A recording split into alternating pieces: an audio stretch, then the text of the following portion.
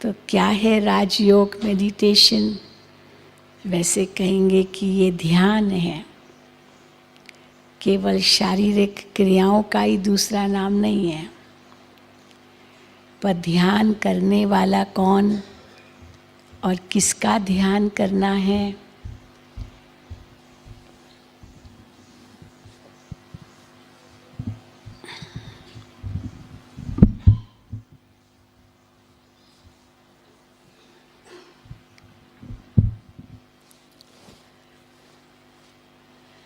ध्यान करने वाला कौन और किसका ध्यान करना है, ये अवश्य जानना ये आवश्यक है।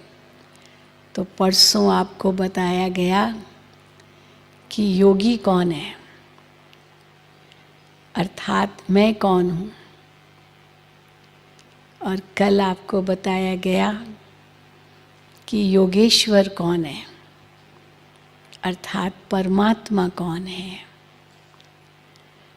और वास्तव में दोनों का मिलन यही योग का सर्वोत्तम स्वरूप है, जिसको हम राजयोग कहते हैं।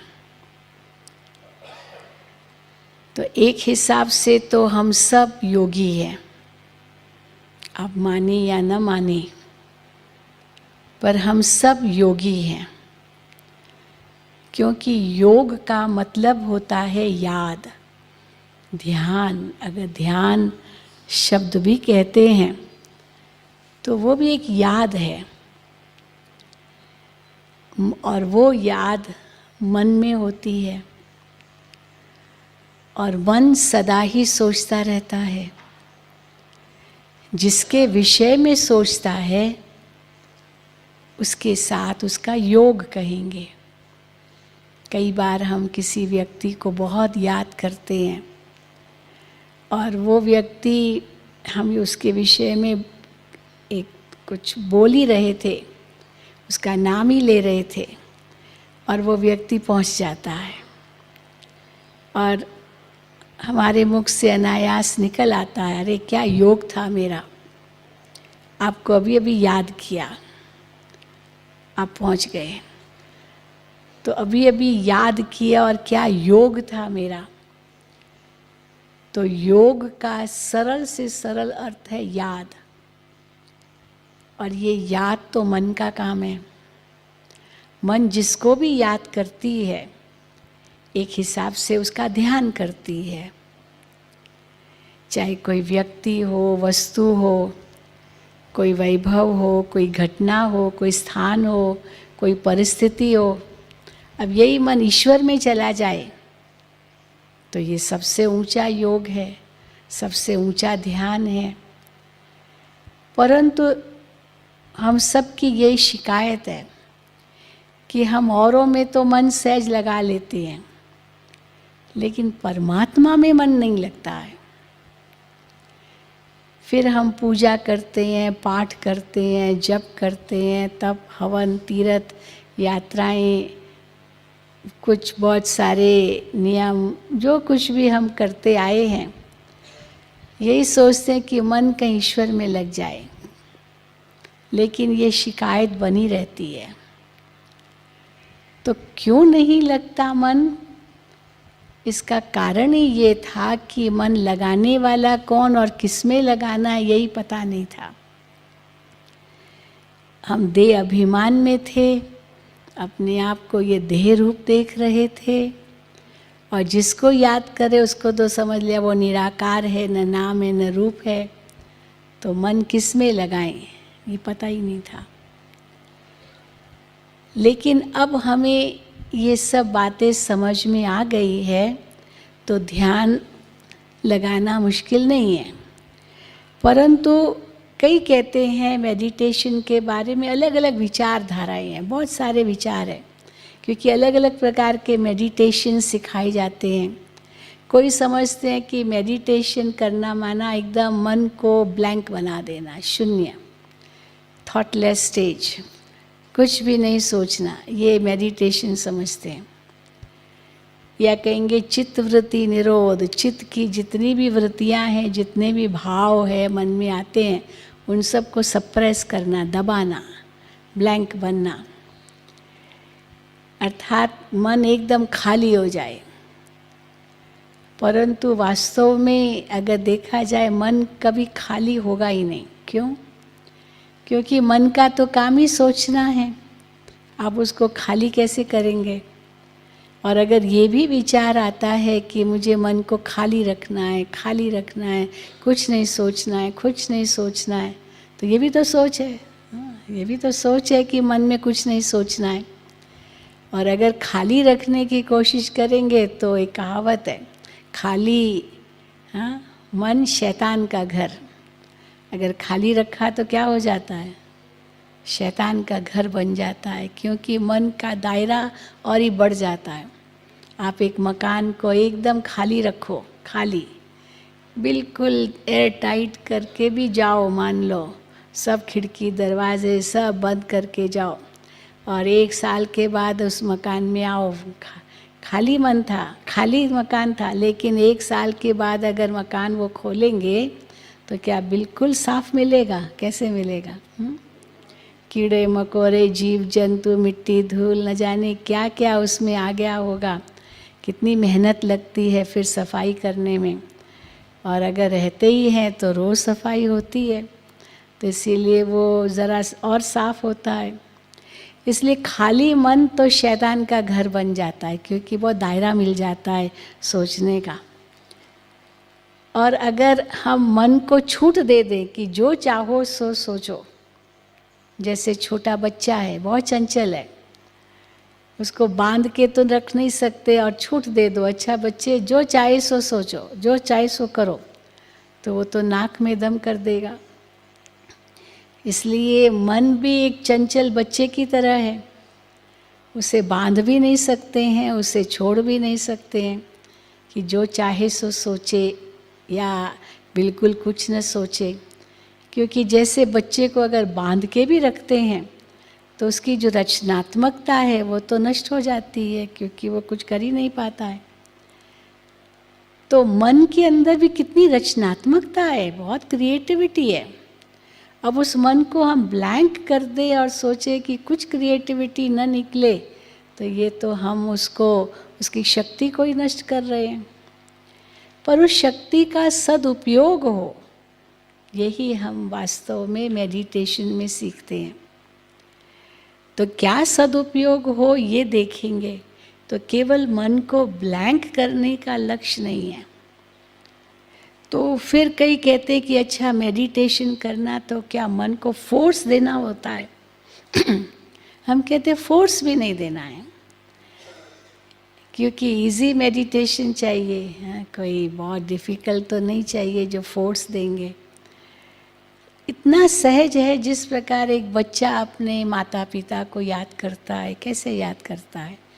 मम्मी मम्मी मम्मी, पापा पापा पापा करता ही रहता है छोटा बच्चा ना। तो मम्मी पापा तो भूल नहीं सकता। तो आत्मा का भी सब संबंध परमात्मा के साथ है। इसलिए परमात्मा के साथ जो आत्मा का अविनाशी संबंध है वो कहीं टूट गया है, इसीलिए उसे फिर से जोड़ना है। और वो तो मुश्किल नहीं होना चाहिए। किसी के साथ भी हमारा संबंध होगा तो उसको याद ही तो करना है, तो वो मुश्किल काहेगा। इसीलिए फोर्स करने की तो बात ही नहीं है, तो सहज हो सकता है। फिर कई कहते तो क्या मेडिटेशन करना हमारे लिए बहुत मुश्किल, इसलिए क्योंकि मेरा जो मन है ना वो बहुत ज़्यादा चलता है, बहुत ज़्यादा चलता है। इसलिए मेडिटेशन में तो फिर भी थोड़ा शांति चाहिए, तो मेरे मन में तो शांति है ही नहीं, क्योंकि बहुत तेज़ चलता है। तो हम कहते क्यों तेज़ चलता है, उसका भी कारण जानो। कारण है क्यों तेज़ चलता है, क्योंकि नेगेटिव थिंकिंग बहुत है। जिस मन में नेगेटिव थिंकिंग है, स्ट्रेसफुल थिंकिंग है, वो तो फास्ट चलेगा ही।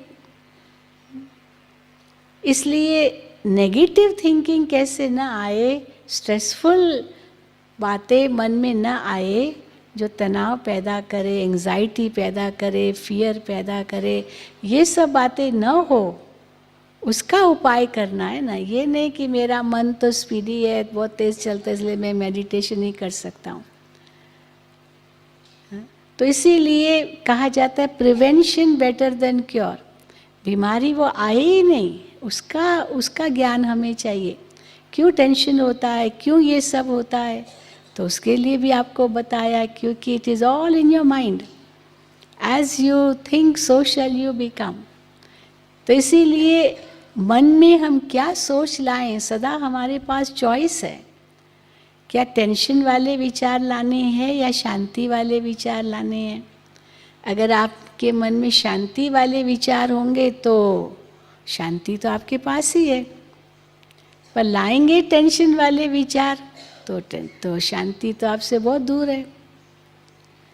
तो इसीलिए हमारे मन में क्या विचार हम लाते हैं, हम मालिक बन करके वो अटेंशन दें, तो क्यों नहीं मन में परमात्मा की भी याद आएगी, क्यों स्पीडी होगा मन।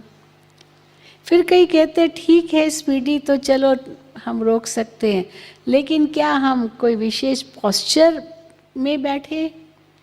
कई समझते हैं पद्मासन करके बैठना है, पद्मासन करने के बाद ही मेडिटेशन होता है।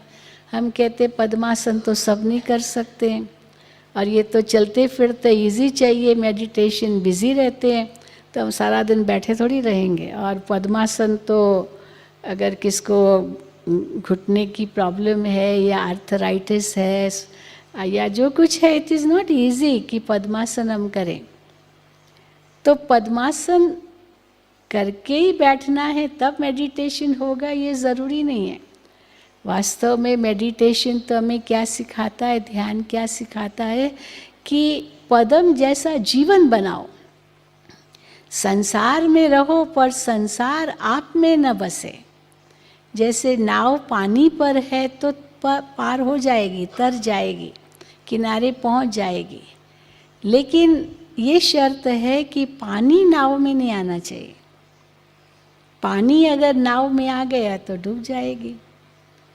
इसीलिए जब अर्जुन ने शिकायत की कि मेरा मन बहुत चंचल है, मैं नहीं कर सकता हूँ, कैसे मन को लगाऊं, तो भगवान ने उनको 2 शब्द दिए, वैराग्य और अभ्यास। तो वैराग्य का जब अर्थ लोग सुनते हैं तो समझते इसका मतलब क्या सन्यासी बनना पड़ेगा। तो सन्यासी बन कर के हम मेडिटेशन कर सकते हैं, ये ज़रूरी नहीं है। घर गृहस्थ में रहकर कर सकते हैं। जैसे कमल का फूल कीचड़ में रहकर भी पूजा के योग्य है, क्योंकि वो हिस्सा कीचड़ से ऊपर है, उतना ही हिस्सा पूजा के योग्य है। इसीलिए खास पोस्चर की भी ज़रूरत नहीं है। फिर कई कहते हैं ठीक है, परंतु जहाँ मैं रहता हूँ ना, वहाँ इतना आवाज़ है, इतना शोरगुल है कि हम तो मेडिटेशन कर ही नहीं सकते हैं। उसके लिए तो बहुत एकांत चाहिए, एकदम शांति चाहिए। हम कहते हैं बिज़ी लोगों को कहाँ शांति मिलेगी, एकांत मिलेगी, क्योंकि काम बहुत है, आवाज़ इतना होगा। और आप सोचो मैं मेडिटेशन भी करूं, कहाँ से एकांत लाऊंगा, जंगल में तो जाकर बैठना नहीं है। तो इसीलिए मेडिटेशन जो राजयोग यहाँ सिखाया जाता है, उसमें आवाज़ मेडिटेशन के समय में डिस्टर्ब नहीं करेगा। हाँ, ज्ञान जब सुनाते हैं, किसी प्रवचन चलता है, तो हो सकता है बाहर कोई आवाज़ हो या आपका मोबाइल ही बजना शुरू हो जाए, तो सबका ध्यान जाएगा, आवाज़ होगा तो अटेंशन बटेगा। लेकिन मेडिटेशन में ये ज़रूरी नहीं कि अटेंशन कहीं और भी जाए। जैसे आप किसी को बहुत प्यार से याद करते हो, तो चाहे दूसरा कोई कुछ भी बोल रहा है पर आप सुनते नहीं हो, क्योंकि आप तो अपनी याद में खोए हुए हो। तो इसीलिए आवाज़ डिस्टर्ब नहीं करेगा मेडिटेशन के अंदर। फिर कई कहते हैं ठीक है आप कहते तो हो, लेकिन हमको तो सिखाया गया है कि अपने श्वास पर ध्यान केंद्रित करना है।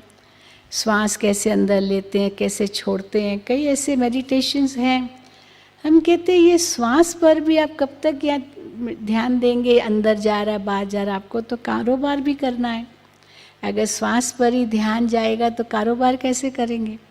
यहाँ तो चलते फिरते खाते पीते उठते बैठते हर कार्य करते मेडिटेशन होना चाहिए, क्योंकि बिजी रहते हैं। तो ये जो ब्रीदिंग की प्रक्रिया है वो तो एक नेचुरल चीज़ है। श्वास लेना और छोड़ना ये तो नॉर्मल है। हाँ, जब मनुष्य स्ट्रेसफुल होता है तो श्वास जल्दी जल्दी चलता है, चिंता होती है तो जल्दी जल्दी होता है, पर जब नेचुरल स्टेज है तो ये सब नॉर्मल है। तो इसीलिए श्वास पर ध्यान करना ये कोई लक्ष्य नहीं है। हम तो कहते हैं जो प्राणों से भी प्यारा परमेश्वर है, उसमें हर कर्म करते मन लगा रहे। और वो कैसे हो? फिर कहते हैं कि अच्छा, पर हमको तो कहा गया कि आंखें बंद करके ध्यान करना है। अब आंखें बंद करके ध्यान करेंगे तो हर वक्त कैसे होगा? फिर तो खास बैठ कर ही करना पड़ेगा। आप तो बिजी लोग हो। हाँ, तो क्या तरीका है? फिर तो कई तो कहते ठीक है, पर हम क्या करते तो हैं, चलो आंखें खुली रख के भी करेंगे, लेकिन हम तो जल्दी बोर हो जाते हैं। तो हम कहते क्यों बोर होते हो? कहते एक मंत्र हमें मिलता है और कहा जाता है कि ये मंत्र का आपको जाप करना है। अब मंत्र का मान लो जाप करेंगे, ठीक है, थोड़ी देर के लिए तो करेंगे, लेकिन उसके बाद तो बोर हो जाएंगे, क्योंकि उसमें कोई क्रिएटिविटी नहीं है। एक बच्चे को एक बस खिलौना दे दो, और थोड़ा समझदार बच्चा है तो एक खिलौना क्या करेगा, उसको तो समथिंग, हाँ, दिमाग उसका चले, वो वैसी गेम्स चाहिए। आजकल बच्चों को ठुशुम, हाँ, जो कंप्यूटर गेम्स उस प्रकार के उनको चाहिए। एक छोटा सा खिलौना देंगे, क्या वो छोटा है बहुत, तो चलो मुंह में डालेगा और क्या करेगा, तो दिमाग के लिए तो काम नहीं है। परंतु समझदार को तो बुद्धि है, तो इसीलिए कुछ क्रिएटिव होना चाहिए।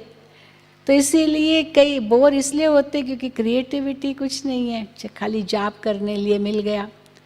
मान लीजिए किसी को कहा गया कि ओम नमो शिवाय का जाप करना है, अब वो, और ये भी साथ में उसको कहा गया है कि 1,00,000 बार सारे दिन में जाप करना है, जब भी आपको समय मिले ओम नमो शिवाय। अब वो गिनती करता रहेगा, एक टाइम पर 1,000 भी चलो कर ले, बैठ के ही करना होगा। फिर साथ में माला दी जाती है, या कोई मूर्ति भी दी जाती है, और मुख से भी जाप करना है। तो मुख को तो काम मिल गया, उंगलियों को भी काम मिल जाता है माला फेरने का, और आँखों को भी काम मिल जाता है, कोई सामने मूर्ति हो मानो, परंतु मन को तो काम नहीं मिलता है ना। तो मन तो बोर हो जाएगा, क्योंकि क्रिएटिविटी चाहिए। और दूसरा, मन तो बेलगाम होके भटकेगा, तो फिर इससे वही फिर शिकायत रहेगी कि मन तो बहुत चंचल है। तो मन को काम चाहिए। मानो कोई ओम नमो शिवाय का जाप भी करे, परंतु ओम नमो शिवाय का अर्थ क्या है? अब मन को काम कैसे देना होता है, इसका अर्थ क्या है? ओम नमो शिवाय का अर्थ है मैं शिव को नमस्कार कर रहा हूँ, ये है इसका सिंपल से सिंपल अर्थ। अब उसमें मैं कहने वाला कौन? अगर मैं अभिमान के वश हूँ, मैं तो ऑफिसर हूँ, मैं तो सेठ हूँ, मैं तो बड़ा बिजनेसमैन हूँ, मैं तो ये हूँ, या जो भी आपका व्यवसाय है, जो भी आपकी स्टेज है, मानो उसी अभिमान में आप हैं और ओम नमो शिवाय कह रहे हैं, तो मंत्र तो कभी सार्थक नहीं होगा, क्योंकि बड़ी नम्रता चाहिए।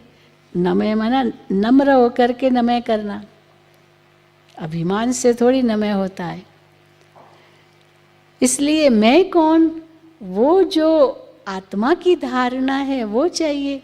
आत्मा का स्वमान जरूर चाहिए, पर अभिमान नहीं चाहिए इस संसार की उपलब्धियों का, क्योंकि शिव के आगे ये संसार की उपलब्धियां क्या है? कुछ भी नहीं है।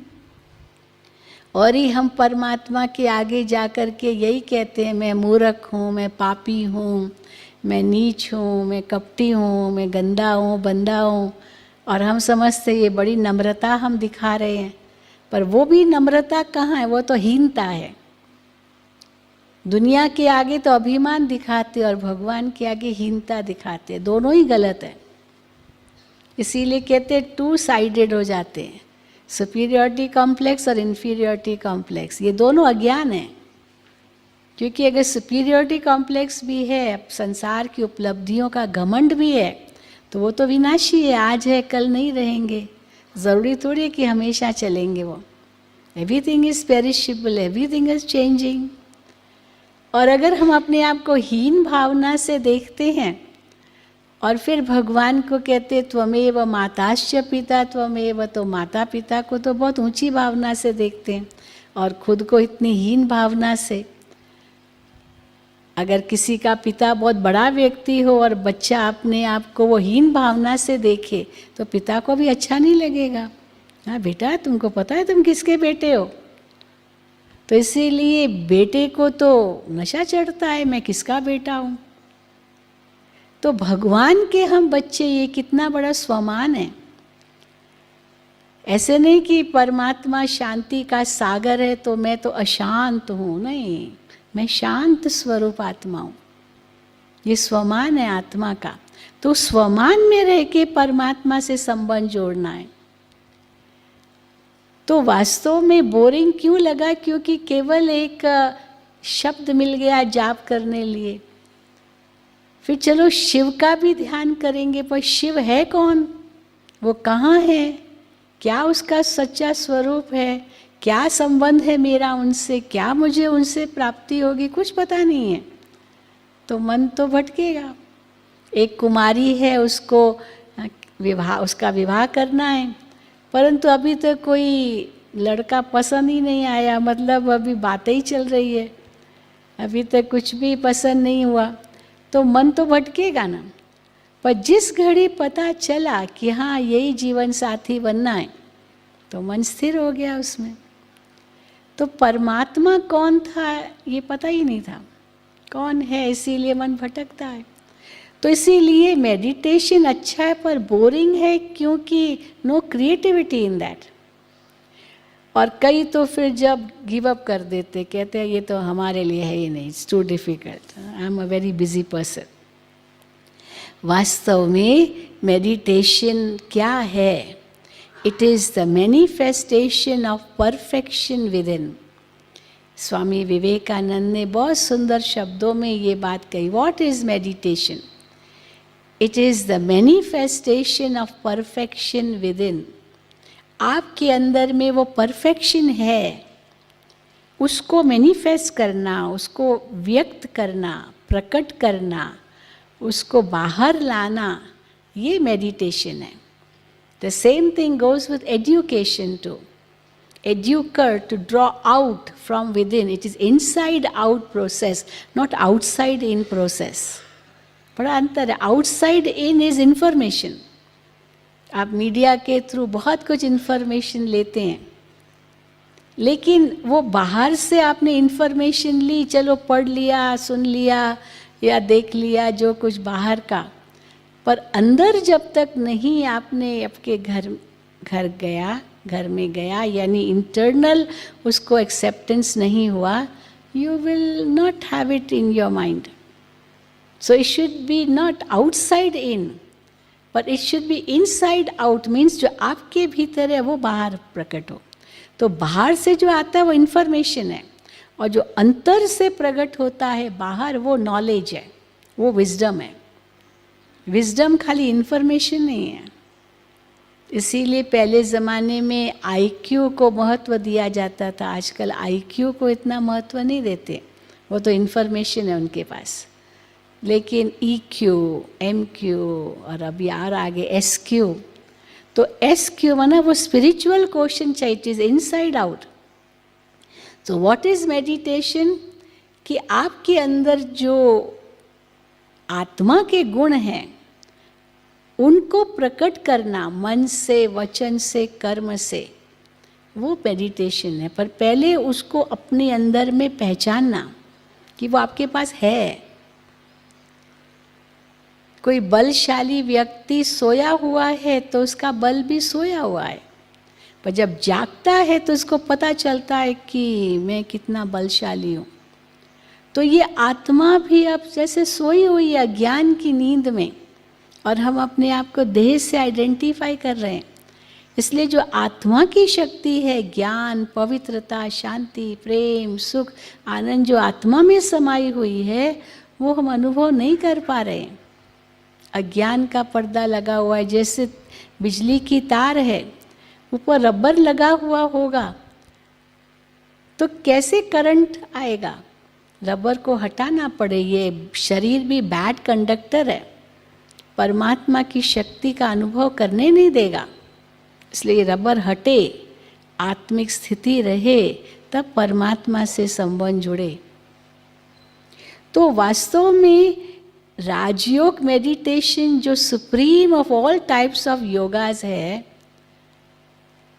उसके पीछे लक्ष्य क्या है कि एक परमात्मा से मन की तार जोड़नी है, क्योंकि वही सर्वशक्तिमान है। आज तक हम भिखारी बन करके परमात्मा से मांगते आए। तो प्यार का सागर है, तेरी बूंद के प्यासी हम, ये गाते आए। या इतनी शक्ति तू देना दाता, मन का विश्वास कमज़ोर होना। हे प्रभु वो शक्ति दो, हे प्रभु शांति दो, भिखारी की तरह मांगते आए। अब राजयोग जो रॉयल फॉर्म ऑफ योग है, वो कहता है कि भिखारी मत बनो, आप तो बच्चे हो, और बच्चा माना अधिकारी है। अब अधिकारी कैसे हम महसूस करें? पहले उसको पहचाने तो सही, तब तो अधिकार महसूस हो। इसीलिए जो ऊंचे से ऊंचा परमात्मा है, उसमें मन की तार जुड़ती है, और जो विधि है उसके साथ तार जोड़ने की या मन को जोड़ने की, वो विधि भी सबसे ऊंची है, क्योंकि उसमें कोई शारीरिक परिश्रम नहीं है। परंतु कैसे एक बच्चा अपने पिता को क्या याद करता है, स्टूडेंट अपने टीचर को याद करता है, शिष्य अपने गुरु को याद करता है, दोस्त अपने दोस्त को याद करता है, इसमें मेहनत क्या है?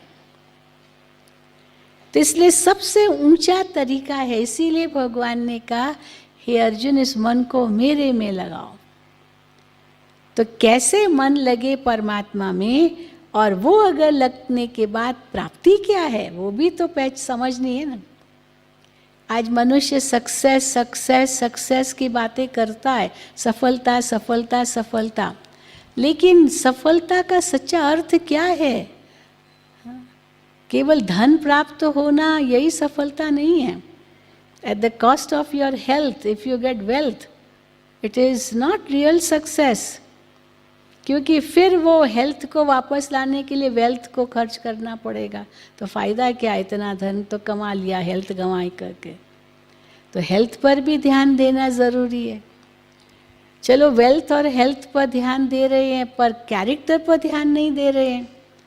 तो इसीलिए कहा गया, health loss something lost, yes, क्योंकि हेल्थ जल्दी वापस नहीं आएगा। But if character lost, everything lost.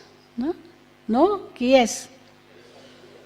और हम लोग इसमें एक और वाक्य एडिशन कर देते हैं, if character lost, everything lost, not only for one birth, एक लाइफ के लिए नहीं, क्योंकि आत्मा वही संस्कार ले जाएगी, और जिस जगह जाएगी, जहाँ जाएगी, वो कैरेक्टर जो उसने पूर्व जन्म का किया है वही पाया है, वही आगे भी चलेगा। It is lost not for one birth for but for birth after birth, क्योंकि वो आत्मा पर दाग लग गया।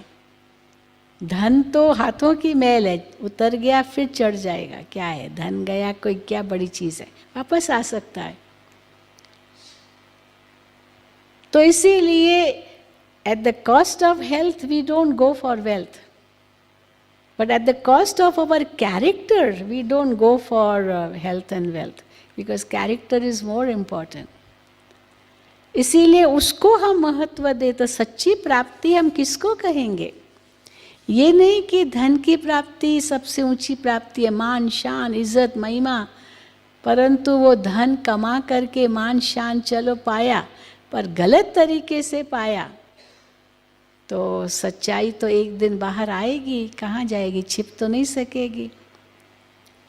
तो सच्ची प्राप्ति किसको कहेंगे? शांति, प्रेम, खुशी, दया, सद्भावना, रहम, ये जो आत्मा के सद्गुण हैं, यही सच्ची अनुभूति है, सच्ची प्राप्ति है। और वो अगर जीवन में नहीं है तो बाकी सब कुछ पाकर के भी कुछ नहीं पाया। वो जीवन तो अभिशाप बन जाता है। अगर जीवन में दुख है, कष्ट है, पीड़ा है, तकलीफ है, विघ्न है, समस्याएं हैं, टेंशन है, नफरत है, दुश्मनी है, क्रोध है, ईर्ष्या है, अगर ये सब जीवन में है तो जीवन तो एक कर्स है, एक अभिशाप है। और अगर जीवन में प्रेम है, सुख है, शांति है, भाईचारा, ये सारे सद्गुण हैं, तो जीवन तो एक वरदान है प्रभु का। तो इसीलिए हाईएस्ट अटेनमेंट माना इन सब अनुभूतियों को जीवन में लाना। और वो कहाँ से आएगी? वो कोई बाहर से नहीं आने वाली है, बस यही समझ है। आपको भूख लगती है तो आप भोजन खाएंगे, वो बाहर से आएगा। आपको प्यास लगती है, पानी पिएंगे, वो बाहर से आएगा। हवा चाहिए, सफोकेशन हो रहा है, चलो खिड़की खोलो, दरवाज़ा खोलो, हवा चाहिए, वो बाहर से आएगा। बस शांति चाहिए, खुशी चाहिए, प्यार चाहिए, वो बाहर से नहीं आएगा। ये मांगा नहीं जाता है, ये अंतर से अनुभव किया जाता है। It is all in your state of consciousness. As you think so shall you become. इसलिए वो अनुभव हम मेडिटेशन से कैसे करें? तो राजयोग कोई ये नहीं कि बस आपको एक मंत्र देंगे और आप उस मंत्र का जाप ही करते रहो। नहीं, राजयोग माना ज्ञान के आधार पर योग। ज्ञान, समझ, विजडम जो अंतर से आता है। अपने आप को पहचानो, ईश्वर को पहचानो। मैं कौन हूँ, मैं कहाँ से आया हूँ, मैं क्यों आया हूँ इस संसार में, जीवन का लक्ष्य क्या है, कहाँ जाना है। तो इन सब का जब जवाब बुद्धि मन को देती है तो मन को काम मिल जाता है। थॉट, फूड फॉर थॉट मिल जाता है मन को कॉन्टेम्पलेशन करने के लिए। इसलिए ये ज्ञान योग है। काम तो हाथों से करना होता है, पर मन बुद्धि में कितना वेस्टेज है। व्यर्थ सोच कितने चलते हैं, नेगेटिव सोच कितने चलते हैं। पर मन को काम दे दिया तो मन रूपी बच्चा चंचलता नहीं करेगा, वो बिजी हो जाएगा और ये पॉजिटिविटी में, क्रिएटिविटी में। तो इसीलिए ये ज्ञान योग है। फिर ये सहज योग है, इजी। कोई विशेष पोस्चर की ज़रूरत नहीं, आराम से चलते फिरते खाते पीते भी आप कर सकते हो, क्योंकि ये बुद्धि योग है। बुद्धि मन को दिशा दे और मन इंद्रियों को दिशा दे। अभी क्या है, रिवर्स है। होना चाहिए, कहा जाता है सोच समझ कर कर्म करो। तो मन का काम सोचना है, बुद्धि का काम निर्णय लेना है, और फिर इंद्रियों द्वारा आत्मा कर्म करे। सोच समझ कर कर्म करो। पर होता है क्या, जब हम ईगो में आते हैं, बॉडी कॉन्शियसनेस है, तो सोच समझ कर नहीं करते हैं, एक्सटेम्पो, बस कर लिया, गुस्सा कर लिया, गाली दे दी, थप्पड़ मार दी, गोली चला दी, विदाउट थिंकिंग कि इसका कॉन्सिक्वेंसेस क्या होगा। और वो एक्शन जो हो गया एक्सटेम्पो, उसके बाद फिर बुद्धि चलती है, अरे ये क्या किया मैंने, ये तो मैंने गलत किया। तो फिर बुद्धि काम करती, फिर मन काम करता है, अरे अभी क्या करें। फिर मन सोचने लगता, अभी क्या करें। तो कर्म के बाद समझ, समझ के बाद सोच। और होना क्या चाहिए, पहले सोच, फिर समझ, फिर कर्म। क्योंकि बुद्धि वो निर्णय देगी, अंतरात्मा की आवाज़ आपको सही दिशा देगी। क्योंकि मन तो इंद्रियों के वश है भी, चलो मान भी लिया, परंतु अगर मन शांत रहना जानता है और बुद्धि की आवाज़ जो आत्मा की आवाज़ है वो सुनता है, तो फिर कई गलत कर्मों से हम बच जाएंगे। नहीं तो बाद में कितना पश्चाताप होता है। इसलिए बुद्धि योग है। बुद्धि, मन और बुद्धि ये आत्मा के दो पंख हैं जो हम परमात्मा में लगाते हैं, और वो शक्ति हम परमात्मा से लेकर के बुद्धि को शक्तिशाली बनाकर फिर मन को शक्ति देकर के इंद्रियों से कर्म करते हैं। इसलिए बुद्धि योग, फिर ये कर्म योग भी है, क्योंकि कर्म तो हाथों से करना है, पर मन तो परमात्मा में लगाना है। पर क्यों दुनिया में कर्म योग को सही रूप में नहीं समझते हैं। क्यों? वो क्या समझते? कर्म से योग है। हम कहते कर्म से योग नहीं है, कर्म में ईश्वर से योग है। हाथ कर्म करे, मन तो न जाने बेलगाम घोड़ा होके भटक रहा है, तो मन ईश्वर में हो। इसीलिए गीता के अंदर बहुत सुंदर कहा कि कर्मणे वाधिका रस्ते माँ फलेषु कदाचनम। कर्म पर पूर्ण अधिकार हो, मन बुद्धि भले लगे पर इंद्रियां सेवक बन के कर्म करे, पर फल की इच्छा ना हो। तो फल की इच्छा मन में तब नहीं होगी जब वो ईश्वर की याद में वो करेंगे, अपने को निमित्त समझ करके करेंगे। इसीलिए बहुत सुंदर ग्रंथ के अंदर लिखा है, करन करावन आपे आप मानुष के नाई हाथ। हाँ, ईश्वर ही करता कराता, मनुष्य के हाथ में नहीं है। लेकिन इसका उल्टा अर्थ लोग ले लेते हैं कि मेरे हाथ में तो कुछ है ही नहीं, तो सब भगवान के हाथ में है। तो किस चोर ने चोरी की, ये भी भगवान के हाथ में है, भगवान ने की। फिर पुलिस ने उसको पकड़ा, वही भगवान ने किया। हाँ, फिर उसको जेल में डाला, वही भगवान को डाला। तो अब ये तो गलत हो गया ना, जो करेगा सो भरेगा। पर ये भावनात्मक स्थिति है कि मैं तो निमित्त हूँ, उस ईश्वर की शक्ति से ये काम हो रहा है, तो गलत काम नहीं करेंगे। तो इसीलिए ये कर्म योग है। फिर भक्ति योग है। भक्ति योग का मतलब क्या है? परमात्मा से प्रेम। आपको गीता के जो गीता पर जो कल आपका परसों शाम को आपका शायद था, उसमें कुछ बातें आपको बताई थी। तो ये सब राजयोग में सम्मिलित है। भक्ति माना ईश्वर से सच्चा प्रेम। वो प्रेम अगर ईश्वर से है तो मन जाएगा कहाँ, और कहीं नहीं जाएगा। और फिर संन्यास किसका? विकारों का, न कि घर गृहस्थी का या जिम्मेदारियों का, बुराइयों का संन्यास। और उसके बाद हमारा मन इतना समत्वता में आता है, it's a state of balance. मान अपमान, निंदा स्तुति, जय पराजय सब में समान रहते हैं, क्योंकि बुद्धि मन को दिशा दे रही है। हमको समझ है कि जो किया वो गलत नहीं है, पर बेचारा वो नहीं समझता है। तो आत्मा अपने स्वमान को नहीं भूलती है कि मैं वास्तव में कौन हूँ। इसलिए जब हमें ये पता चल गया कि मैं तो एक आत्मा हूँ, तो स्वयं को आत्मा निश्चय कर परमात्मा के साथ सर्व संबंध जोड़कर उनको याद करना, ये वास्तव में राजयोग मेडिटेशन है। तो अब तक क्यों नहीं हुआ मेडिटेशन? क्योंकि स्वयं की पहचान नहीं थी, परमात्मा की पहचान नहीं थी, और तीसरी बात कि मन में इतनी विकृतियां थी कि मन में ईश्वर को स्थान ही नहीं दे पा रहे थे। मन में विकृतियों के कारण मन मैला हो गया था, तो परमात्मा को स्थान कैसे देंगे? इसलिए मन भटकता ही रहा। और फिर कहते मेरा तो योग लगता ही नहीं, मेडिटेशन तो मेरे से नहीं होगा। तो इसलिए ये 3 स्टेप्स है। पहले खुद को पहचानो, फिर परमात्मा को पहचानो, फिर मन में जो विकृतियां हैं उसको कैसे निकालो, जो मन आपका स्वच्छ हो। तो केवल मंत्र जाप से नहीं होगा, क्योंकि मन को तो काम मिलेगा ही नहीं ना, मन को काम चाहिए। और वो कैसे करे? एक बच्चा हर वक्त अपने माँ बाप को याद करता है, वो मन में याद करता है, खेलेगा तो भी भूलेगा नहीं। एक स्त्री है, खाना पकाएगी, घर में सफाई करेगी, पर ये थोड़ी भूल सकती है कि मैं किसकी पत्नी हूँ। नहीं भूल सकते हैं, क्योंकि संबंध इतना गहरा होता है जो भूल नहीं सकते हैं। तो जैसे एक बच्चा अपने पिता को याद करता है, और इंसान का बच्चा इंसान ही होगा। अब आत्मा परमात्मा की संतान है, तो आत्मा और परमात्मा में समानता तो है। तो जैसे आत्मा एक ज्योति है, परमात्मा भी एक ज्योति है। अब इसको थोड़ा हमें समझना होगा, तो सहज मन परमात्मा में लग जाएगा।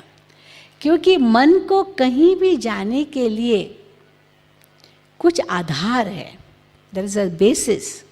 मन ऐसे ही नहीं जाता है किसके पास।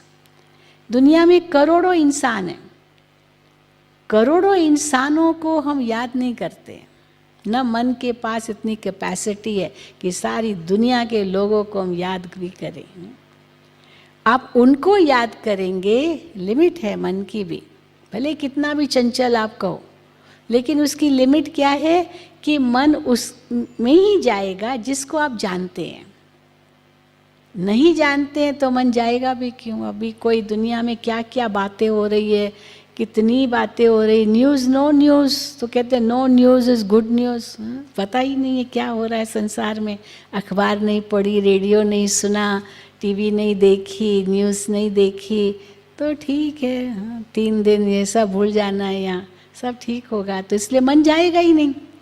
पर मान लीजिए अचानक आपको फ़ोन आया और किसने कोई ऐसा ट्रेजिड कोई न्यूज़ दे दी, तो तुरंत मन चला गया। तो कहाँ भी मन जाने के लिए पहला आधार है उसका इंट्रोडक्शन, उस बात का परिचय या उसकी जानकारी।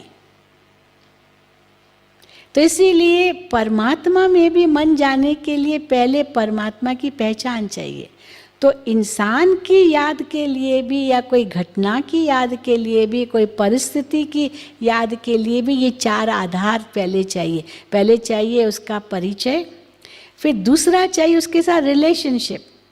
मान लीजिए आपने सुन लिया कि फलाने जगह एक्सीडेंट हुआ या प्लेन क्रैश हुआ या कुछ भी हुआ, अब चलो ठीक है, सुन लिया, छोड़ दिया, भूल जाएंगे, कहाँ याद है, क्योंकि आपका तो उसमें कोई नहीं था। ठीक है, पता ही नहीं कौन अभी कितने मरे होंगे, कहाँ तक पहचाने, कहीं अर्थक्वेक हुआ, इन्फॉर्मेशन मिल गई, ख़त्म। परंतु ध्यान अधिक तब जाएगा जब ये पता चलेगा कि उसमें कोई ऐसा भी व्यक्ति था जिसके साथ आपका संबंध था। तो जहाँ रिलेशनशिप है वहाँ मन और ज़्यादा जाएगा। Introduction is just 1 step. फिर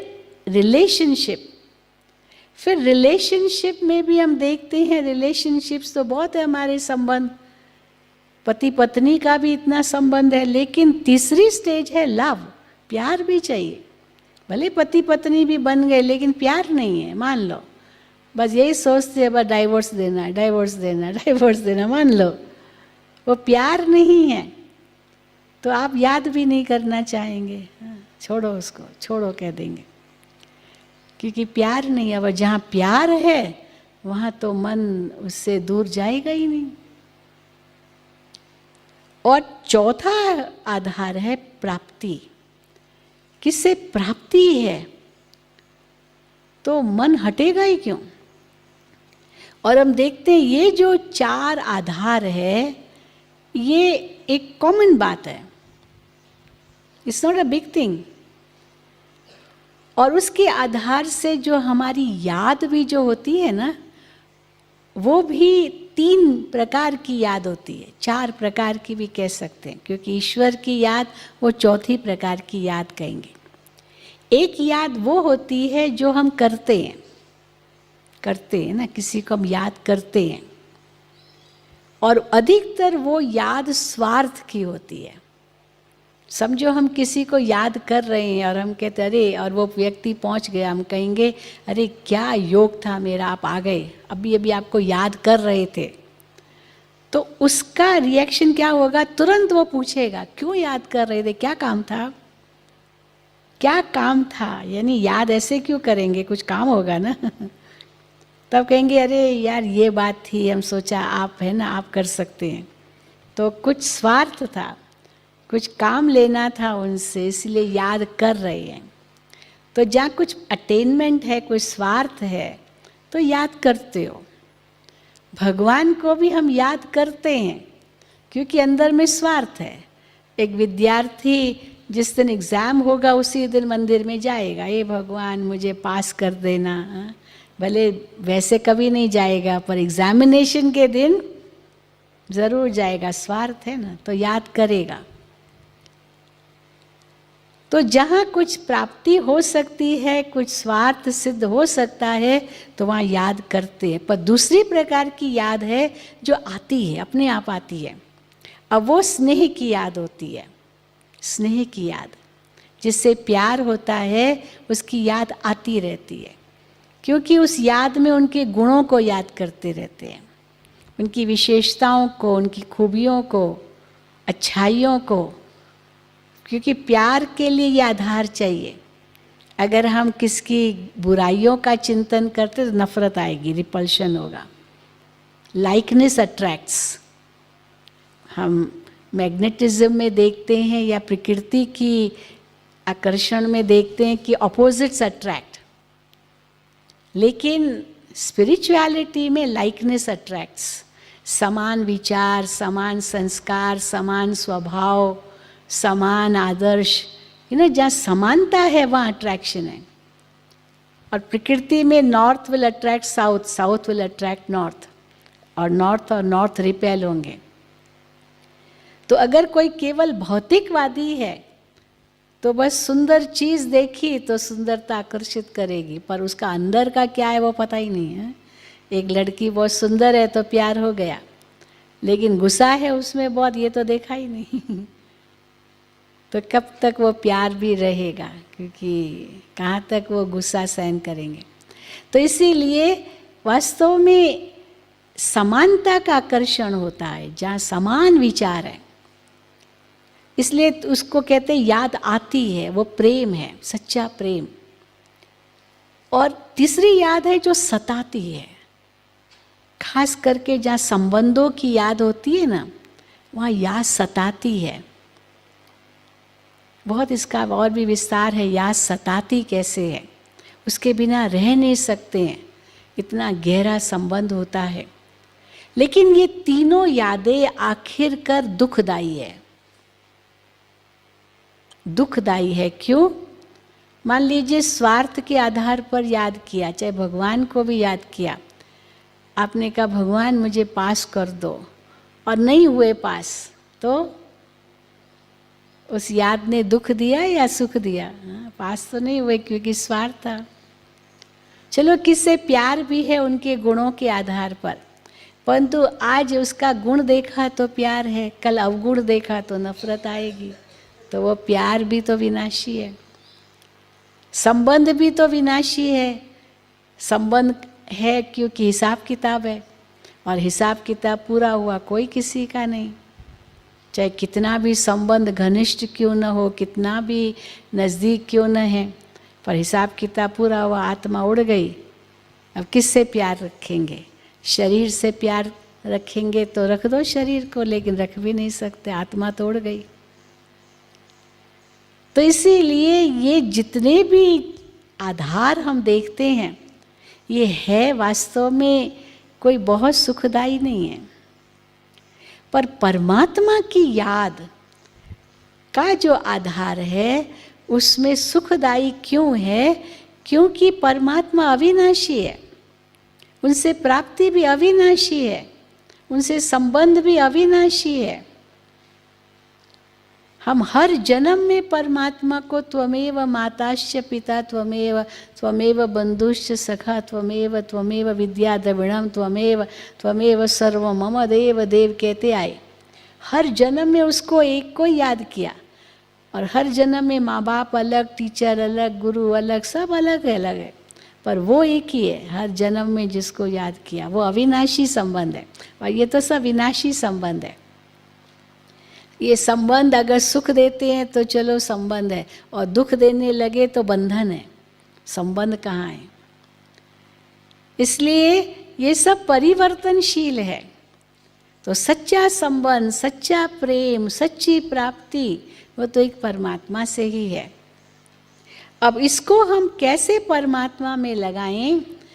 क्योंकि उसके लिए आत्मा और परमात्मा की सही पहचान हो, फिर उसके साथ सच्चा संबंध हो। जो संबंध आज टूट गया है, जैसे यहाँ बिजली चमक, बिजली जल रही है, पंखा सब कुछ चल रहा है, बड़ा अच्छा लग रहा है क्योंकि पावर हाउस से कनेक्शन है, पर अचानक बिजली बंद हो जाए, सब अंधेरा हो जाए, तो क्या कहेंगे?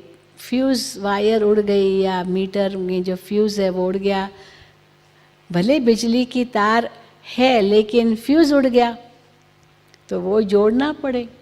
तो आत्मा को जो परमात्मा के गुण अनुभव होने चाहिए अधिकार रूप में, वो आज नहीं हो रहे क्योंकि संबंध कहीं कट गया है।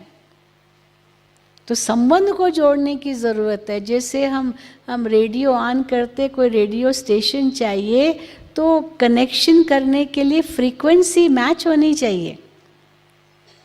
हम टेलीफोन करते हैं, मोबाइल से बात कर रहे हैं और अचानक कट गया, रास्ते में जा रहे हैं बातें करते करते अचानक कट गया, भाई क्या बात है, तो कहेंगे यहाँ टावर नहीं है, कनेक्शन कट गया। तो टावर नहीं है तो कनेक्शन कहाँ से होगा, बात कैसे करेंगे, शक्ति का अनुभव कैसे होगा, मिलन कैसे होगा। तो क्या कट गया, क्यों कट गया? क्योंकि दे अभिमान रूपी रबर आ गया। अब उसको निकालो और जो परिचय मिला है, जैसे तार से रबर हटाते हैं और तार को तार से जोड़ते हैं, फ्रीक्वेंसी मैच फिर से करते हैं, तो फिर रिसीव होता है। और तीसरा कारण, तीसरी बात है कि सच्चा प्यार परमात्मा से अगर है, स्वार्थ नहीं है पर सच्चा प्यार है, उस प्यार में तो न्योछावड़ है। तो इसलिए केवल याद आती नहीं है, करते नहीं है, सताती तो है ही नहीं, क्योंकि अविनाशी है वो। दूर हम उनको अपने से दूर करें ही क्यों। लेकिन वो चौथी प्रकार की याद है जिसको हम कहते हैं समाने वाली याद। आत्मा परमात्मा के प्यार में खो जाए, this is called lost in love. दुनिया में लॉस्ट इन लव नहीं होते हैं, फॉल इन लव होते हैं। हम तो यही कहते हैं, भाई फलाना fail in love with so and so. 8 दिन फेल इन लव और कल 8 दिन के बाद फिर दूसरे में फेल इन लव, फिर तीसरे में। कितनों को दिल देते रहते हैं, और दिल अनेकों को देते हैं तो टुकड़े टुकड़े हो जाता है दिल। हाँ, एक गीत भी है, दिल के टुकड़े 1000, कोई यहाँ गिरा कोई वहाँ गिरा। तो ये दिल के भी टुकड़े टुकड़े हो गए हैं। दिल दिया क्या, दर्द ही लिया है। संसार के प्यार में यही परिणाम है। लेकिन अगर भगवान को दिल दे दो, उनसे सच्ची प्रीत रखो, उनके गुणों में खो जाओ, तो देखो हाँ, ये दिल इतना मजबूत हो जाएगा जो कोई तोड़ नहीं सकेगा। इसीलिए सच्ची प्रीत तो एक परमात्मा से ही हो। अभी स्वार्थ कैसे है, हे भगवान किया, अब मैं परमात्मा की स्तुति तो खूब गाते हैं, कीर्तन करना, भजन करना, ये सब स्तुति है ईश्वर की। पर स्तुति गाते गाते गाते क्या कर देते हैं, कोई चीज़ मांग लेते हैं। हे भगवान रहम करो, कृपा करो, कृपा करने वाली हो, दया करो, तो मांग लिया। अब ये मांग लेना माना भिखारी बन जाना। तो कई कहते क्या भगवान से ये मांगे नहीं क्या? तो हम कहते हैं गुण मांगे नहीं जाते हैं। अब मेरे अंदर शांति का गुण है, आप मुझे कहो बहन जी मुझे थोड़ी सी अपनी शांति दे दो, मैं कैसे दूंगी आपको? Can I give like that? How will you get the peace which is within me? आप प्रेरणा लेंगे कि देखो ये कितनी शांति में रहती है, मैं भी ऐसे शांति में रहूं। कई आके बोलते हैं बहन जी आप कितना पीसफुली बोलते हैं, आपके चेहरे पर कितनी मुस्कुराहट है, इतना उस आनंद की स्थिति में बोलते हैं। तो माना दे टेक द वर्च्यू। अब आपको वो अनुभव करना है तो मैं आपको कैसे दूंगी? इसीलिए कहा जाता है values can not be taught but values are caught. You can teach values. आज कोई वैल्यू सिखाए किसी को सहनशील बनना है, गुस्सा नहीं करना, और खुद ही कर रहा है, तो क्या प्रेरणा देगा? नहीं दे सकेगा ना। तो वो कहेगा पहले खुद तो करो। पर हम कर रहे हैं तो हमको कहने की भी ज़रूरत नहीं है, आप खुद ही हमारे से प्रेरणा ले सकते हैं without me saying a word. तो इसीलिए परमात्मा से सच्ची प्रीत माना उनके गुणों में, गुणों का चिंतन करते करते करते उनमें खो जाओ, खो जाओ। इट इज़, इसलिए कह दिया है शास्त्रों में, आत्मा परमात्मा में विलीन हो जाती है। अब विलीन की अवस्था कोई स्थूल बात नहीं है कि एक बुदबुदा है वो सागर में चला गया और ख़त्म हो गया, तो वो तो नश्वर हो गई आत्मा। आत्मा तो अविनाशी है, नश्वर तो है नहीं, उसका अस्तित्व कभी ख़त्म नहीं होता। तो फिर क्या करें? तो हम कहते हैं कि वो अधिकार है आपका, परमात्मा से गुण पाना अधिकार है। और कैसे अधिकार से आप पाएंगे? जैसे आप सागर के किनारे जाकर के सागर को ये नहीं कहते हो, हे सागर मुझे ठंडी ठंडी हवा दो, नहीं, मांगते थोड़ी हैं, बस सागर किनारे बैठ जाओ, ठंडी हवा आपको मिलती रहेगी। बहुत ठंडी है तो आप हीटर जलाते हैं, हीटर को कहना थोड़ी पड़ता है, हीटर हमको अपनी गर्म हवा दो, इट्स ऑलरेडी गिविंग। वो सूरज अपना प्रकाश दे रहा है, हमको लेना आना चाहिए, उसमें कमी नहीं है, देने वाले में कमी नहीं है। इसीलिए कहा जाता देने वाला दाता जब भी देता छप्पड़ फाड़ के देता है, देंदा दे लेंदा थक जाए। लेने वाला थक सकता है, बहुत धूप है, बहुत धूप है, बंद करो, खिड़की बंद करो, दरवाज़ा बंद करो, वो तो दे ही रहा है। तो परमात्मा से गुण मांगे नहीं जाते हैं, पर अधिकार से अनुभव करने होते। कैसे? उनके सानिध्य में जाकर, उनके पास जाकर। अभी पास नहीं जा सके, क्यों नहीं जा सके? क्योंकि फ्रीक्वेंसी मैच ही नहीं थी। तो पास कैसे जाएंगे? योग होने लिए समानता चाहिए। जैसे किसी कुमार कुमारी की सगाई करते, संबंध जोड़ना है, तो उसमें भी योग देखा जाता है।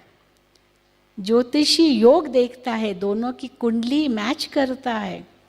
तो कुंडली में अगर नक्षत्र, ग्रह, संस्कार, स्वभाव, ये जो देखता है कुंडली के अंदर, जो ज्योतिष विद्या जानते हैं वो कुंडली देखना जानते हैं, उसमें मैचिंग अगर होगा तो कहेंगे योग है, और मैचिंग नहीं है तो कहेंगे योग नहीं है। अब परमात्मा से भी योग होने के लिए मैचिंग बहुत ज़रूरी है। क्या मैचिंग है? पहले आत्मा को समझना है, क्योंकि आत्मा की मैचिंग परमात्मा के साथ है, देह की मैचिंग परमात्मा के साथ नहीं है। मैं आत्मा हूँ, मैं ज्योति बिंदु स्वरूप हूँ, मैं शांति, प्रेम, सुख, आनंद की स्वरूप हूँ। ये शरीर तो नश्वर है, ये मेरी टेम्पररी एड्रेस है, और मेरी परमानेंट एड्रेस तो परमधाम है। मैं इस संसार रंगमंच पर तो एक्टर के भांति आया हूँ, ये दुनिया तो मुसाफिर खाना है, ये कहते हैं ना। तो इसलिए ये दुनिया हमारा घर नहीं है। फिर परमात्मा की पहचान क्या है वो भी आपको बताई, कि वो भी एक ज्योति बिंदु है, पर वो गुणों का सिंधु है। बिंदु में सिंधु की शक्ति है, और वो परमधाम का वासी है, और इस सृष्टि में आते हैं ज़रूर, परिवर्तन संसार में लाते हैं, कलयुग को सतयुग बनाते हैं। अब ये जैसे परिचय मिला, थोड़ी समानता का पता चला। आत्मा और परमात्मा के बीच में बहुत समानता है, शरीर और परमात्मा के बीच में कोई समानता नहीं है। प्रकृति का संबंध ईश्वर के साथ नहीं है। प्रकृति, शरीर का संबंध परमात्मा से क्यों नहीं है? क्योंकि ये तो परिवर्तनशील चीज़ है। आत्मा का संबंध परमात्मा के साथ ज़रूर है। शरीर तो प्रकृति में मिल जाएगा, भाई मिट्टी मिट्टी में मिल गई, खाक में समा गई, पर आत्मा कहाँ गई? कहेंगे परमात्मा के पास गई। क्योंकि आत्मा और परमात्मा में समानता क्या है? एक जैसा ही स्वरूप है। जैसे तार को जोड़ना है, फ्यूज वायर, तो रबर को हटा करके कॉपर टू कॉपर जोड़ेंगे, तो सिमिलर फॉर्म। फिर सेम अबोर्ड, एक ही घर है। जो आत्माओं का घर है वो परमात्मा का भी घर है, हम एक ही घर के वासी हैं। तीसरा, जो परमात्मा की क्वालिटीज़ है वो हमारी भी है। Qualities are the same, quantity में भी डिफरेंट, गुणवत्ता वही है। परमात्मा शांति का सागर है, आत्मा शांत स्वरूप है, क्वालिटी इज द सेम, पर वो सागर है, आत्मा स्वरूप है। इसीलिए भक्ति में क्या कह दिया? परमात्मा सागर है, आत्मा गागर है। गागर और सागर, तो सागर और गागर का मतलब है कि गुणवत्ता में कोई अंतर नहीं है। तो कैसे मैं आत्मा शांत स्वरूप हूँ और शांति के सागर परमात्मा की संतान हूँ, शांति धाम का वासी हूँ, ये बुद्धि में आए और उसी का चिंतन मन में करना, तो मन का शुद्धिकरण होने लगेगा और परमात्मा की याद मन में आएगी। तो इसमें 4 स्टेजेस हैं।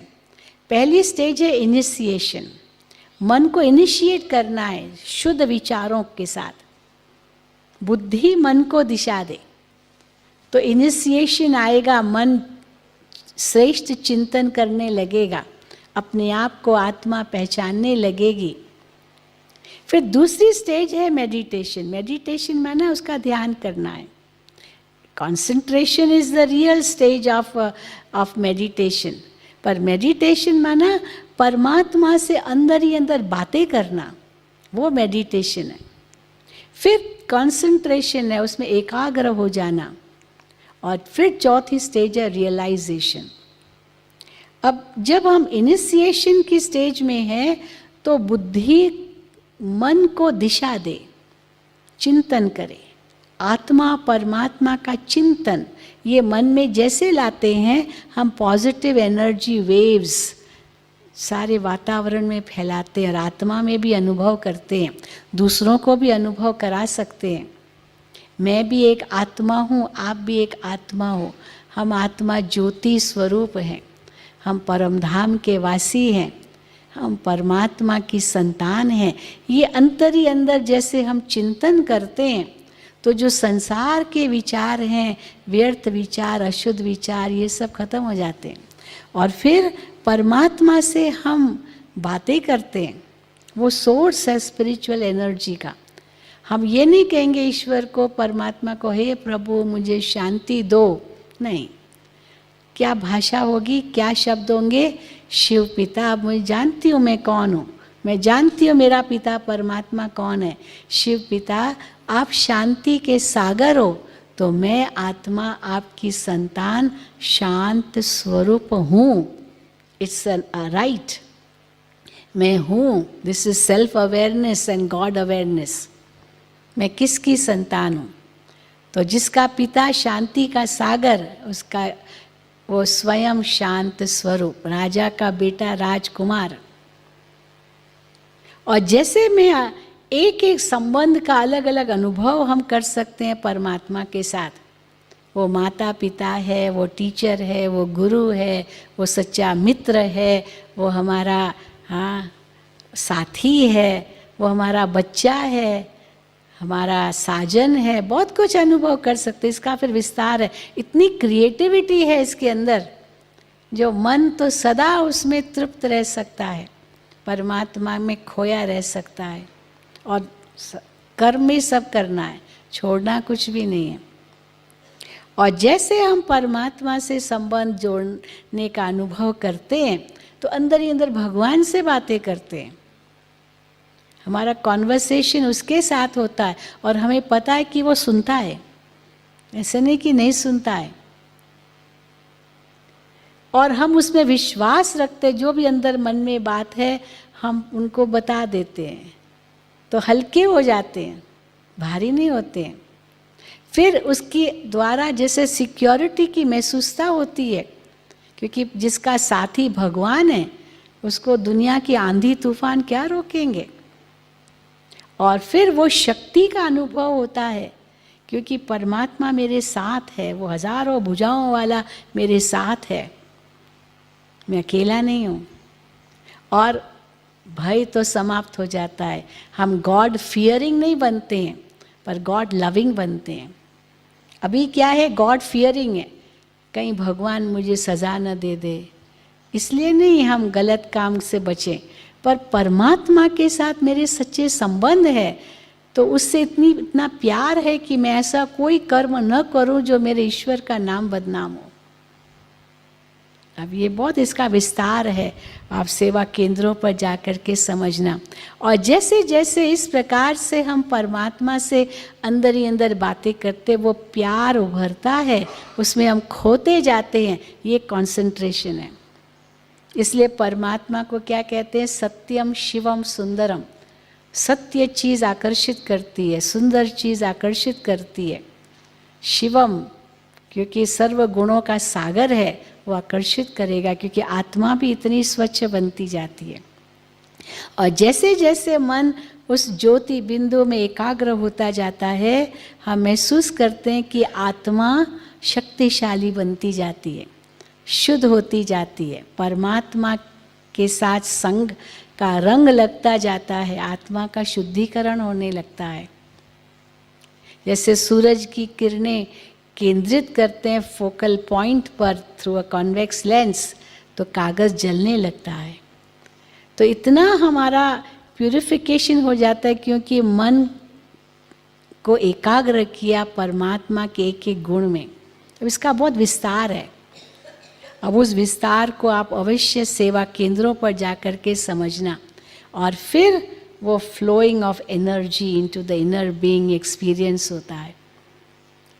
और अगर ये अनुभव आपको एक सेकंड के लिए भी हुआ ना, एक second, let me tell you, even 1 second is enough, और उसमें आपको महसूस होगा कि कितनी आत्मा रूपी बैटरी चार्ज हो गई।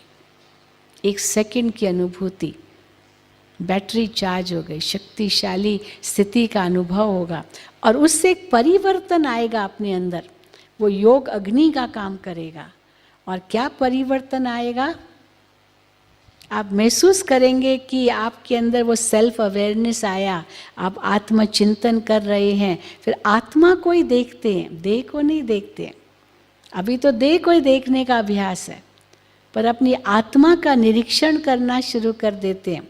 आत्मा का कैसे हम अंदर ही अंदर चिंतन करके उसको अपने वश में करते हैं, ऑब्जर्वेशन करके, एनालिसिस करके उसको कंट्रोल करते हैं कि ये आत्मा मालिक बन के इंद्रियों द्वारा कर्म करे, न कि इंद्रियां मालिक बन करके मन को दिशा दे। फिर सेल्फ रियलाइजेशन होता है, उससे सेल्फ ट्रांसफॉर्मेशन होता है।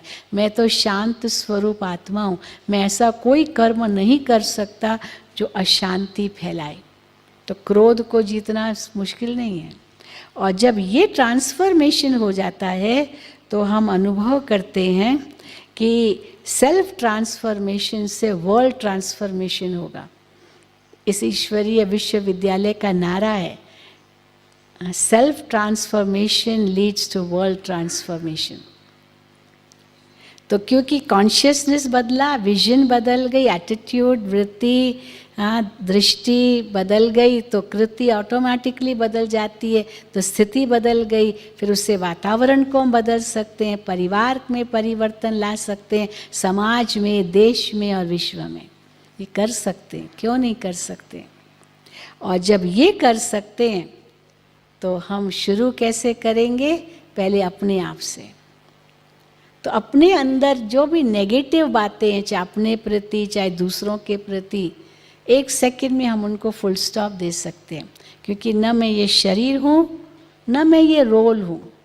ये तो अलग अलग सुबह से रात्रि तक कई रोल बजाए, पर मैं भी एक आत्मा हूँ और सब आत्मा ही हैं, सब एक पिता परमात्मा के बच्चे हैं। और मैं कैसे साक्षी दृष्टा होकर के ये सारे संसार के दृश्य देख सकता हूँ विदाउट बीइंग अफेक्टेड, क्योंकि कमल फूल समान हूँ। और हर कर्म करते भी न्यारा और प्यारा रह सकता हूँ, क्योंकि किसका हूँ मैं? सर्वशक्तिवान परमात्मा की संतान हूँ, मैं शक्ति रूप हूँ। तो भय खत्म, चिंताएं खत्म, दुख खत्म, अशांति खत्म, आत्मा शांति, प्रेम, सुख का अनुभव करने लगती है। और हर कर्म करते भी इतना सुखद अनुभव हो सकता है। इसको कहते हैं जल में कमल। तो चलिए हम इसका अनुभव कुछ देर के लिए करेंगे, और कैसे मैं एक ज्योति बिंदु आत्मा उस परमात्मा में अपना मन लगाऊं, जिसके साथ मुझ आत्मा के सर्व संबंध है। और ये अभ्यास हम करें तो चलते फिरते खाते पीते भी हो सकता है। कुछ भी हमें कर्म छोड़ना नहीं है, लेकिन सच्चा कर्म योगी बन करके कर्म करना है। तो ये जन्म भी हमारा सफल होगा तो जन्म जन्म हमारे सफल होंगे। यही राजयोग की सफलता है, यही जीवन की सच्ची प्राप्ति है। तो चलिए, ये लाल प्रकाश हमें संकेत देता है कि मन को इस देह और देह की दुनिया से उपराम करके परमात्मा में जोड़ो। मन बुद्धि को परम धाम में ले जाओ।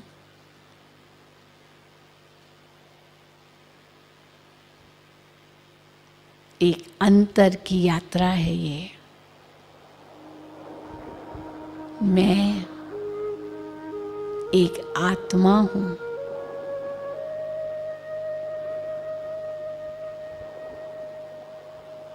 दिव्य प्रकाश, एक ज्योति हूँ।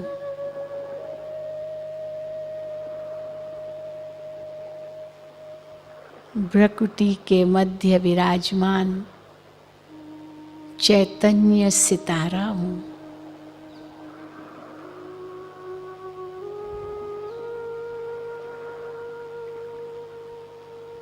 ये शरीर तो नश्वर है, मैं आत्मा अविनाशी हूँ, अजर अमर हूँ।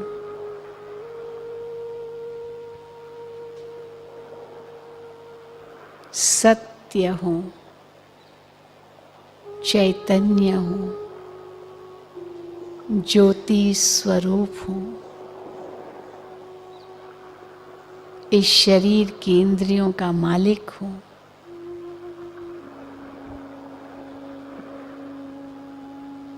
ये शरीर एक वस्त्र के समान है, जिसे धारण कर मैं आत्मा सृष्टि मंच पर अभिनय करती आई हूँ। अब मुझ आत्मा को देह से न्यारा बन मन और बुद्धि के द्वारा अपने घर जाना है। 5 तत्वों से पार अखंड ज्योति के महतत्व में मुझ आत्मा का मूल वतन है।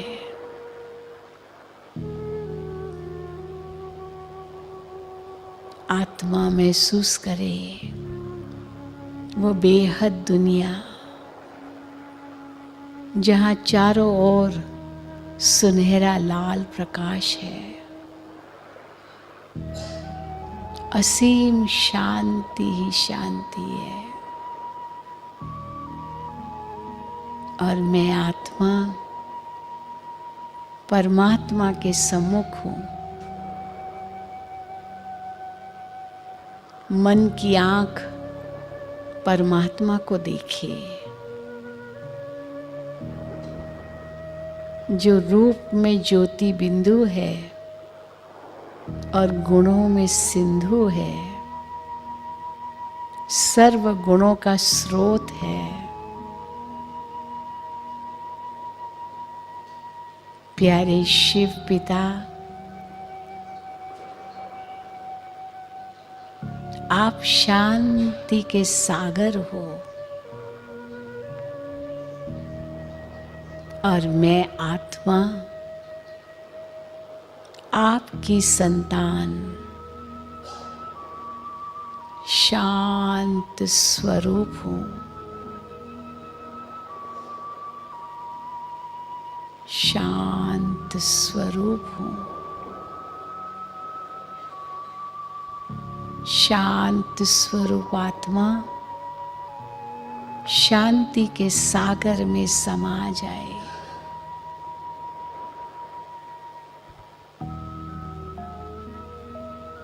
विलीन हो जाए।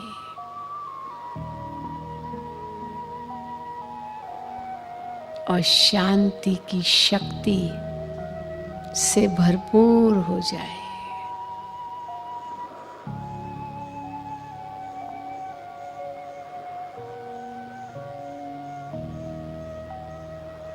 मेरे चारों ओर शांति ही शांति है, प्रकाश ही प्रकाश है।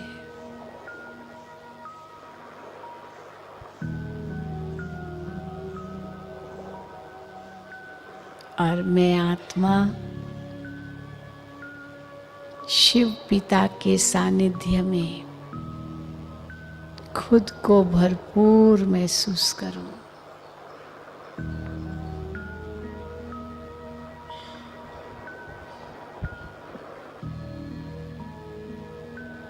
और शिव पिता को धन्यवाद दूं।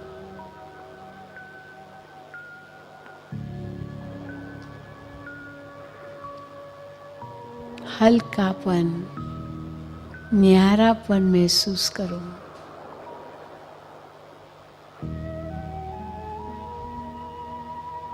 आत्मा सर्व बंधनों से मुक्त हो गई।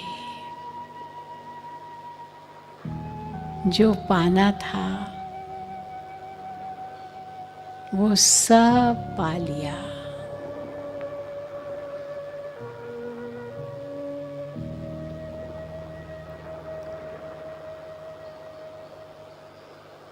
परमात्मा के साथ सर्व संबंध जोड़कर मैं धन्य हो गई।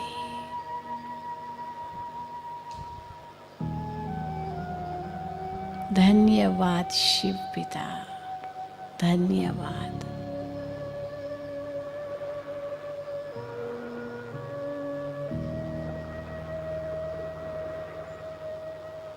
अब इसी शक्ति को स्वयं में भरपूर कर वापस लौटे, फिर से कर्म क्षेत्र पर, और कर्म इंद्रियों द्वारा करें।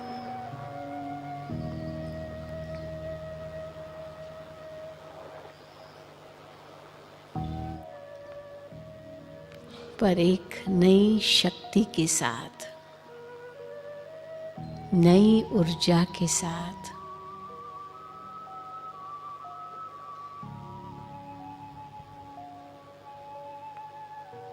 यही राजयोग की सार्थकता है।